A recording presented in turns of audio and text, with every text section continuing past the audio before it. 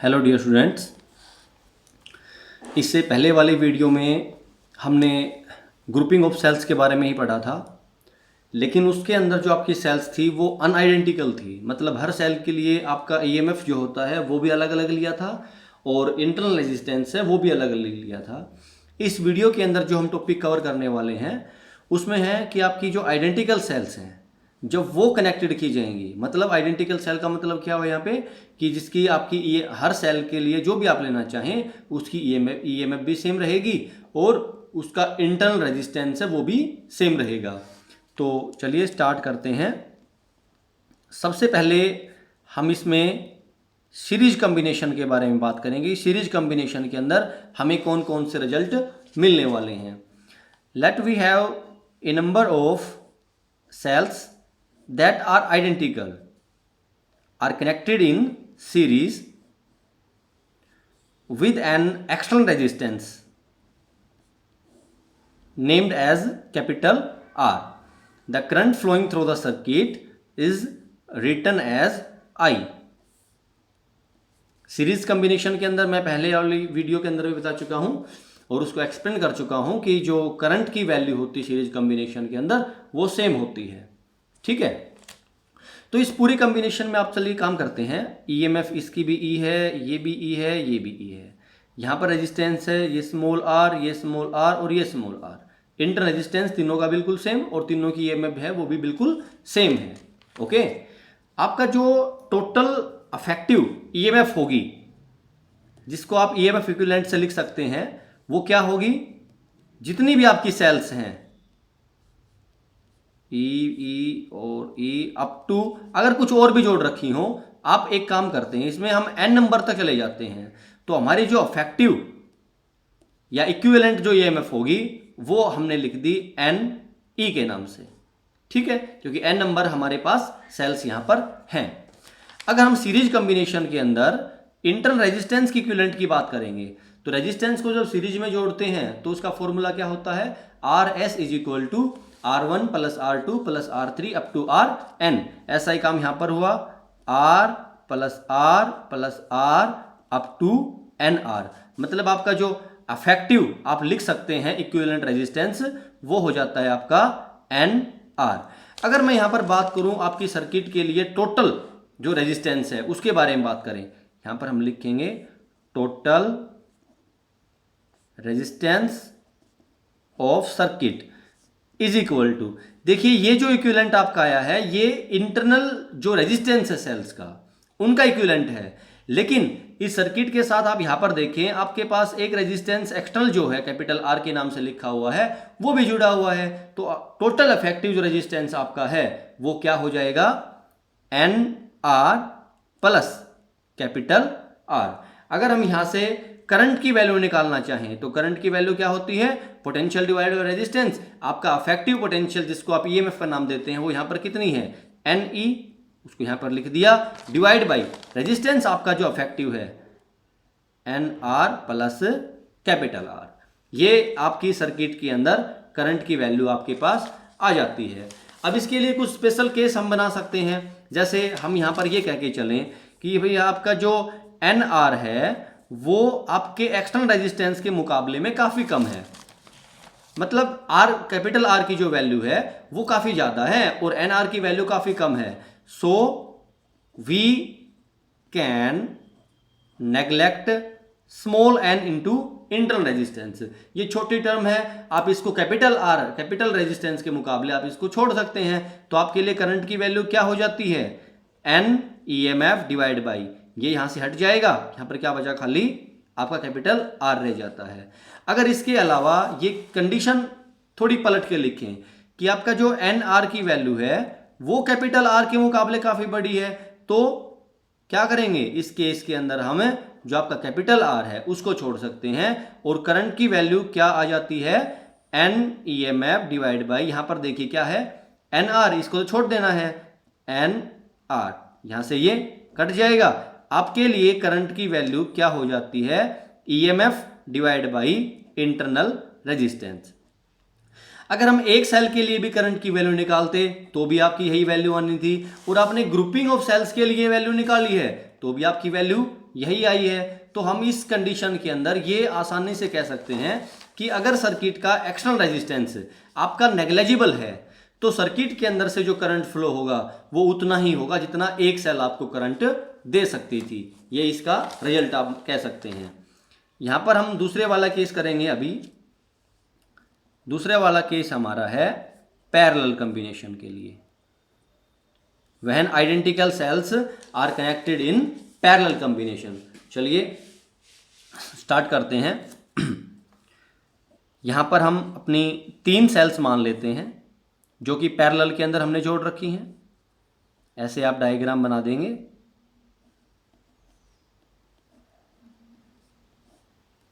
और एक external resistance capital R के नाम से आप यहां पर लिख सकते हैं। इस बैटरी के लिए आपकी ईएमएफ ई और इंटरनल रेजिस्टेंस आपका आर, इसके लिए भी और इसके लिए भी। Is that clear?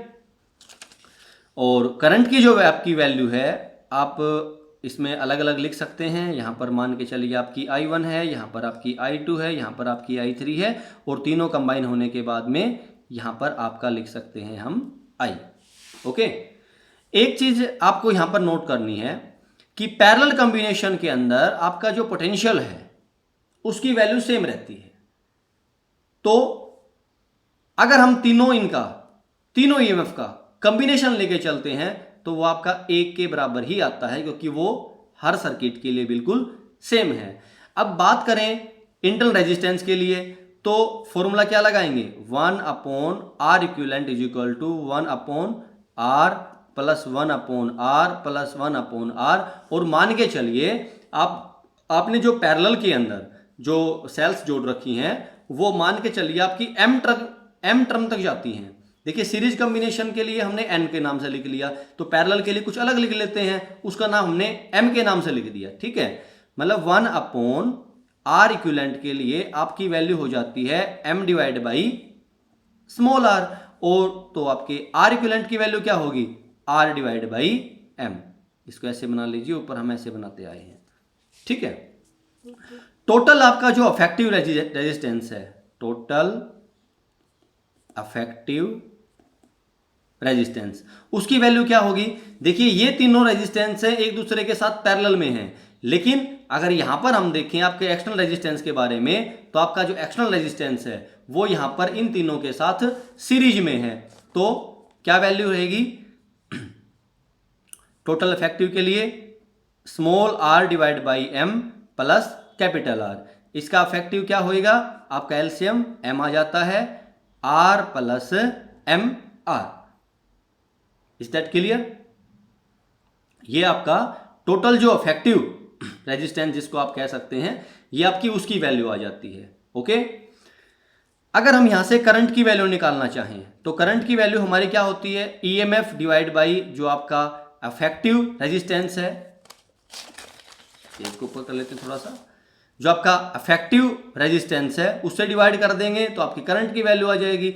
अब आपका ईएमएफ तो ई है और अफेक्टिव रेजिस्टेंस आपने निकाला अभी, R plus M capital R divide by M. यहां से आपका ये एम है ये पलट के ऊपर चला जाएगा, तो आपके लिए आई की वैल्यू क्या आ जाती है? M EMF divide by R plus M into external resistance. इसके भी आपके पास केस बन जाएंगे अलग अलग। जैसे एक कंडीशन के अंदर आप आर की वैल्यू को बड़ा मान सकते हैं एम आर से, तो आप एम आर को वहां पर नेगलेक्ट कर देंगे, आपके लिए करंट की वैल्यू हो जाएगी I is equal to M E M F divide by R. दूसरा आप ये कर सकते हैं कि आप स्मॉल आर की वैल्यू को आप नेग्लेजिबल माने, किसके कंपैरिजन में? जो आपका एक्सटर्नल रेजिस्टेंस है इसके कंपैरिजन में आप इसको बिल्कुल नेग्लेजिबल माने, तो आप इसको छोड़ सकते हैं। तो उस कंडीशन के अंदर आपकी आई की वैल्यू यहां पर लिख देते हैं, आपकी आई की वैल्यू क्या हो जाएगी? M E M F divide by M R. यहां से आपका एम से एम कैंसिल हो जाएगा और आई की वैल्यू आपकी E M F divide by R ये हो जाएगी। क्लियर? तो दोनों कंडीशन के लिए हमने सीरीज कॉम्बिनेशन के लिए और पैरेलल कॉम्बिनेशन के लिए करंट की वैल्यू के लिए हमने अपना टॉपिक है उसको सोल्व किया है। नेक्स्ट जो टॉपिक हम सोल्व करने वाले हैं वो इन दोनों का कॉम्बिनेशन है। आप ये कह सकते हैं यहाँ पर मिक्स्ड ग्रुपिंग ऑफ सेल्स। कहने का मतलब ये हुआ कि सीरीज कॉम्बिनेशन भी आपको लेके चलना है और पैरेलल कॉम्बिनेशन भी लेके चलना है।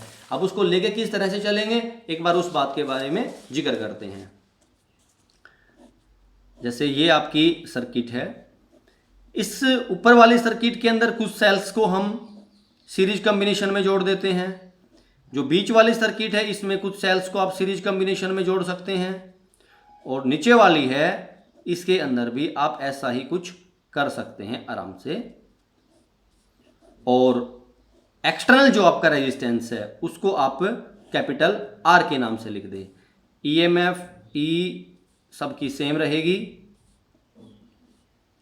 और हर किसी के लिए आपका जो रेजिस्टेंस, इंटरनल रेजिस्टेंस है वो भी सेम रहेगा। क्लियर? देखिए, सीरीज कॉम्बिनेशन और पैरेलल कॉम्बिनेशन जो आपने पहले पढ़ा था, आपको सिर्फ उसी के बारे में बात करनी है। सीरीज कॉम्बिनेशन के अंदर अगर आप एन टर्म तक आपकी सेल्स को जोड़ते जाएं तो आपके लिए अफेक्टिव ईएमएफ की वैल्यू क्या आती है, एन ई। नीचे वाली इसकी एन टर्म्स तक करें, इसकी भी एन ई, और इसकी नीचे वाले की भी, इसकी भी एन ई, और आपकी जो टोटल ओवरऑल ईएमएफ होगी वो पैरेलल कॉम्बिनेशन के अंदर चेंज नहीं होती है, इसलिए वो भी आपकी एन ई हो गई। ठीक है। दिक्कत कहां आती है? दिक्कत आती है रेजिस्टेंस के केस में। जो ऊपर वाली आपकी सर्किट है, ऊपर वाली जो लाइन है, इसके लिए आपके रेजिस्टेंस की वैल्यू एन आर, इसके लिए भी एन आर, और नीचे वाले के लिए भी एन आर। तो ऊपर ये जो इतना केस आपका बच जाता है, इस ऊपर वाले केस के लिए आपका जो रेजिस्टेंस का इक्विवेलेंट है वो क्या आएगा, 1/NR, जो ऊपर वाले का है। बीच वाले का क्या है, 1/NR। नीचे वाले का क्या है, 1/NR। और पैरेलल कॉम्बिनेशन के अंदर हम कहां तक लेके जाते थे इसको, अप टू m तक इसको हम लेके जाएंगे। तो क्या हो गया, m/NR। तो आपके लिए जो रेजिस्टेंस के इक्विवेलेंट उसकी वैल्यू क्या जाती है, NR/M। Is that clear? और अगर हम सर्किट के लिए टोटल इफेक्टिव रेजिस्टेंस की बात करें तो वो आपका क्या हो जाएगा, R इक्विवेलेंट प्लस जो आपका एक्सटर्नल रेजिस्टेंस है जो पूरी सर्किट के साथ सीरीज में जुड़ा हुआ है वो कर दिया, NR प्लस M जो divide by M plus capital R। यहां से आपका एलसीएम क्या जाता है, M, तो NR प्लस MR। ये आपकी सर्किट के लिए टोटल जो आपका इफेक्टिव रेजिस्टेंस है ये आपको यहां पर मिल जाएगा। क्लियर? आगे इसके अंदर हम थोड़ा सा काम करेंगे, ध्यान से देखें इसको। अगर हम यहां पर करंट की वैल्यू निकालना चाहें तो करंट की वैल्यू के लिए हमारा फॉर्मूला क्या होता है, ईएमएफ डिवाइड बाय रेजिस्टेंस। आपकी ईएमएफ टोटल यहां पर कितनी है, N इंटू ई, और यहां पर रेजिस्टेंस इस R का मतलब है कि टोटल जो इफेक्टिव रेजिस्टेंस है वो कितना है, उसको लिखेंगे NR plus M into capital R divide by M। ये जो यहां पर आपका M है ये पलट के ऊपर चला जाएगा, क्या वैल्यू आ जाती है, MN EMF divide by NR plus MR। This is the value of the current that is flowing through this circuit. In this case जब आपने किसी चीज को छोड़ा नहीं है, किसी चीज को नेग्लिजिबल नहीं माना है, ये उस केस के अंदर आपके करंट की वैल्यू आ जाती है। ठीक है, करंट के लिए आप यहां पर I जो उसका सिंबल होता है वो लिख दें।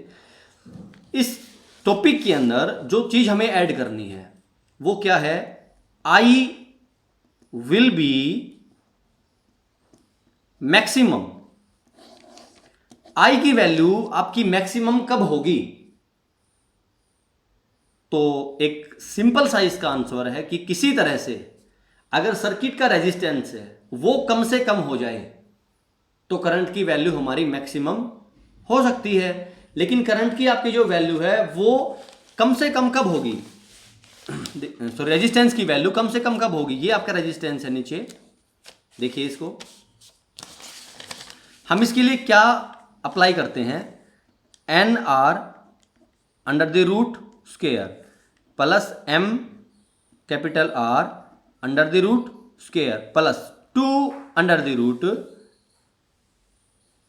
M N R into R minus 2 into under the root M N capital R into small R. देखिए ऐसा करने से जो आपका रेजिस्टेंस है, रेजिस्टेंस क्या था हमारा, ऊपर लिख लेते हैं इसको, जो हमारा इफेक्टिव रेजिस्टेंस है वो है एन स्मॉल एन आर या small R plus M into capital R. इस इक्वेशन को हमने इस तरह से लिखा है और ऐसा लिखने से ऊपर वाली वैल्यू पे कोई भी फर्क नहीं पड़ने वाला है। जितनी वैल्यू हम इसके अंदर सम करते हैं उतनी इसके अंदर से सब्ट्रैक्ट भी करने लग रहे हैं। यहाँ पर हमने एन आर का स्क्वायर लिया, सॉरी रूट लिया और उसका स्क्वायर कर दिया तो वही बात रह जाएगी, एन आर रह जाएगा। एम आर है, इसको ऊपर रूट लगा के इसका स्क्वायर करते हैं तो इसकी वैल्यू एम आर रह जाती है। लेकिन इससे हमें एक रास्ता मिल जाएगा जिससे हम ये बता सकते हैं कि करंट की वैल्यू आपकी मैक्सिमम कब होने वाली है। आप एक काम करें, एक तो ये, एक ये और एक ये, इन तीनों कॉम्बिनेशन ले ले। क्या है ये, A square plus B square minus 2ab। Okay, तो क्या हो गया, ये आपका हो जाएगा whole square plus 2 under the root M N R into small R. A square plus B square minus 2ab is equal to A minus B whole square. ये चीज हमारे पास यहां पर आ जाती है। अगर किसी तरह से हम इस वाली वैल्यू को 0 पुट करें, अगर इसको 0 पुट कर दिया तो केवल आपका इफेक्टिव रेजिस्टेंस है ये वाला बच जाएगा और ये वाला रेजिस्टेंस है, इसका मैग्नीट्यूड ऊपर वाले से आपको कम ही मिलेगा, ज्यादा कभी भी नहीं मिलेगा। मतलब कंडीशन ये है कि आपका जो होल स्क्वायर है वो किसी तरह से 0 हो जाए। अगर दोनों साइड हम स्क्वायर रूट लेते हैं तो ये इससे कट जाएगा, ये फिर भी 0 ही है। Under the root M N R minus M R is equal to 0, under the root N R is equal to under the root, sorry capital R है यहाँ पे, एम इंटू कैपिटल आर। दोनों साइड अगर square करते हैं तो ये under the root आप कट जाएगा, क्या वैल्यू बची, N R is equal to M R. ये कंडीशन आपके पास रह जाती है और इससे आपका जो एक्सटर्नल रेजिस्टेंस उसकी वैल्यू क्या रहेगी, N R divide by M. कहने का मतलब ये हुआ कि अगर आपके एक्सटर्नल रेजिस्टेंस की value n times of internal resistance divide by m अगर हो जाता है तो उस कंडीशन के अंदर आपके जो करंट की वैल्यू है वो बिल्कुल मैक्सिमम रहेगी। तीसरे वाले केस के अंदर आपने पहले वाले जो दोनों केस किए वो दोनों कवर करने होते हैं और साथ में ये जो चीज यहां पर लिखी हुई है ये इसके अंदर थोड़ी सी एडिशन है। और ये किस कंडीशन के लिए लिखी थी, आप करंट की वैल्यू को मैक्सिमम शो करवाना चाहते थे, उस कंडीशन के लिए हमने ये लिखी थी। आज की वीडियो के अंदर इतना ही हम करते हैं। Thank you.